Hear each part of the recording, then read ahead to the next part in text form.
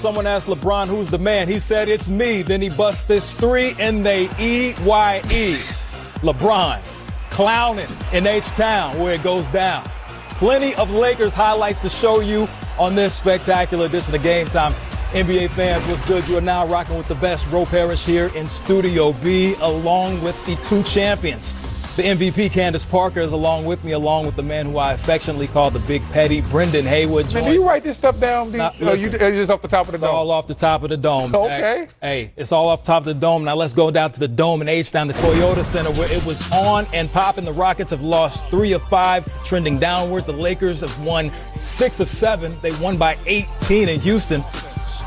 Since a teen, I dish out like the point guard on your favorite team, without doubt. LeBron behind the back early, dropping dimes, and then doing it from deep, CP.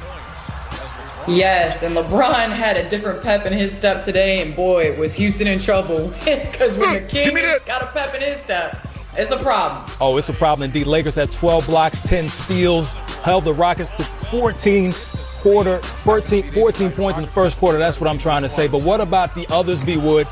THT right there with the dunk, and plenty of Lakers stepped up. Montrezl Harrell had a pretty good first half, KCP also, but at the end of the day, this was the play of the game right here. LeBron James stops, pops, drops the three, turns around, looks at the bench, takes a bet from Dennis Schroeder, and then makes the shot that they were betting on. Come on, man. King doing everything out there. He just totally swagged out in the first half. Officially the most pettiest moment I love it. of the season. I'm here for everything petty. We know that you are. That's why I call you the Big Petty. LeBron had 22 at the half. The Lakers' largest halftime lead of the season. Oh, and they're here for every single part of it. Oh, and by the way, AD after LeBron. LeBron still putting on a show. But now, CP, your man's is coming in the screen. Yeah, we keep forgetting about this man, AD. He's having a quiet season, but boy, he's still being extremely efficient. Extremely. 19, 5 blocks in the game, 10 rebounds. The Lakers, the best start on the road since the 86 season. 6 of their 9 wins have been by 14 or more as they get the victory against the Houston Rockets. However, after the game, James Harden let it be known. James, are you surprised that y'all never made a run at all? In this one? We're just not good enough. We don't. Obviously, chemistry, talent-wise, just everything, and it was clear. Like I said, these last few games, they just from the beginning of the game, they were just aggressive. Veteran team, obviously, championship team, and one of the best teams that we have in this league. I love this city. I literally, have done everything that I can. This situation is crazy. It's something that I don't think can be fixed. So, thanks. But any day, a lot of guys here want to compete at a high level. And like I told everybody tonight, and I told the guys before, when the 1 through 15 guys all on the same page, they commit, they know their role, they know what they want to do, they know what they want to get out of this, that's the win, you all will be fine. But when you have certain guys in the mix that don't want to buy in all as one, it's going to be hard to do anything special, do anything good as a basketball team. I've been on those teams in my 11 years been in the league. I've been on a team like that my first 5 years where it was all about me, not about the team, and that hurts. And it brings everybody down. So when we can get all on the same page, we can be something good here. And we can't dwell down on it because it's only been 9 games. Like, come on, man. Walk the cliff off of 9 games. There's a lot of basketball still be played. The Rockets have lost their last 4 or 5. You heard James Harden on one side. Then you hear John Wall with the response. Candace, help me make sense of all this. What's going on in Houston? Well, what's about to go on, I could say, is that the Houston Rockets have to do something. You can't walk into the locker room tomorrow like nothing happened. You have 2 of your star players not on the same page. And at the end of the day, when it gets out of the locker room, that's what I was talking. When it starts getting leaked out and people start not talking to one another, but talking around them through the media, then it's something of a problem that they're going to have to fix. And we've all been on teams that can't get on the same page. And sometimes, they say winners never quit. No, sometimes winners know when to quit. And this might be a good time for them to quit. Interesting words right there. So Harden essentially saying he wants out. B. Wood, what's happening next in Houston? I think you're going to have to do something, because what you're seeing here is John Wall basically saying that, hey, Harden doesn't want to be a part of this anymore, that, to a certain degree. I'm paraphrasing.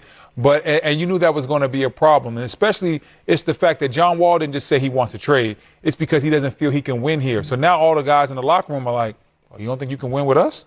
And so now it creates this split, this divide, this power struggle. It's starting to get ugly, and it's going to only get uglier as the season progresses. They need to try to find a trade, the best value they can for John Wall as soon as not John Wall, but for James Harden as soon as possible.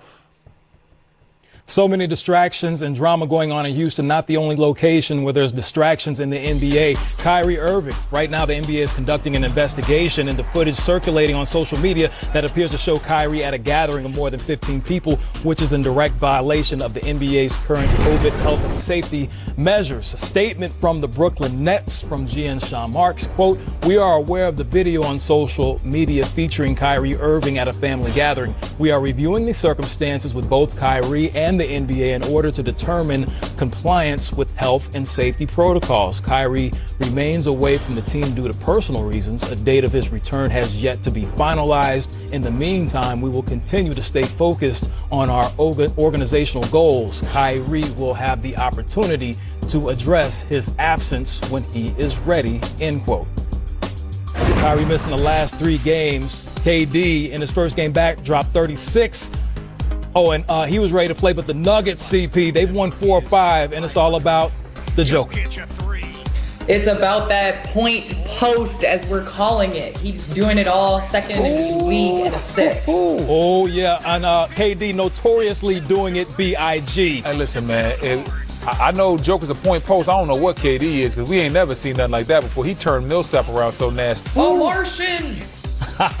Oh, and look at Hartenstein right here, dunking all over my main man, Joe Harris. That's a facial. Hartenstein, his only bucket of the game, but that was effective and efficient. Jamal Murray, the sensation of the bubble, dropped 20 in this game.